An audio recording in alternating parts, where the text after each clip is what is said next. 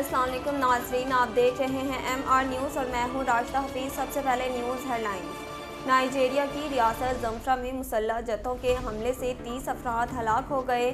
برطانوی نشریاتی ادارے کے مطابق نائجیریا کی شمال مغربی ریاست زمفرا میں مسلح گروہ نے کئی دیہات پر حملہ کر کے 30 افراد کو ہلاک کر دیا۔ مقامی لوگوں کا کہنا ہے کہ 300 کے قریب مسلح افراد موٹر سائیکلوں میں سوار ہو کر ایک ساتھ 8 دیہات میں داخل ہوئے اور لوٹ مار شروع کی۔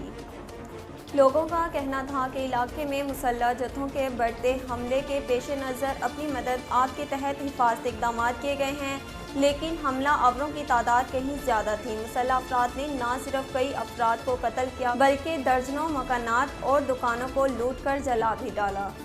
مولانا فضل الرحمان نے کہا کہ یہ حکومت ہے یا عوام کی قاتل۔ PDM کے سربراہ مولانا فضل الرحمان نے ٹویٹر پر جاری ایک پیغام میں کہا کہ پہلے بغیر وارننگ سیاحوں کو داخلے کی اجازت دی گئی تھی۔ برف باری میں پھنسے لوگوں کو ریسکیو کرنے اور خوراک و میڈیسن پہنچانے کے بجائے بے یار و مددگار چھوڑ دیا گیا۔ انہوں نے کہا کہ یہ حکومت ہے یا عوام کی قاتل۔ مری کی عوام سے گزارش ہے کہ اپنے پاکستانی بہن بھائیوں کی مدد کریں۔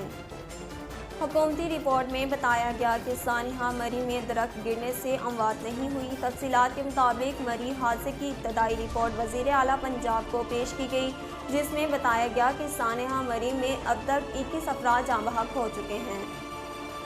امیر تحریک لبیک پاکستان حافظ سعد حسین رضوی نے کہا کہ مری میں انسانی جانوں کا ضیاع حکومتی غفلت کا نتیجہ ہے۔ حافظ سعد حسین رضوی نے مری میں سیاحوں کے جاں بحق ہونے پر گہرے دکھ اور افسوس کا اظہار کرتے ہوئے کہا کہ مری میں جاں بحق ہونے والے سیاحوں کے لواحقین سے اظہار تعزیت کرتے ہیں۔ ان کا کہنا تھا کہ حکومت کی بد انتظامی کی وجہ سے اتنا بڑا سانحہ ہوا۔ انسانی جانوں کا ضیاع حکومتی غفلت کا نتیجہ ہے۔ جو انتظامات اب کیے جا رہے ہیں یہ پہلے ہی کیے ہوتے تو اتنا بڑا سانحہ نہ ہوتا۔ ترجمان پاک بحریہ کا کہنا ہے کہ بحریہ یونیورسٹی لاہور کیمپس میں کانووکیشن تقریب کا انعقاد ہوا۔ ترجمان پاک بحریہ کے مطابق chief of the naval staff admiral Muhammad Amjad Khan Niazi کی تقریب کے مہمان خصوصی تھے۔ تقریب میں بحریہ یونیورسٹی سے فارغ التحصیل ہونے والے کل 632 طلباء کو ڈگریاں دی گئیں۔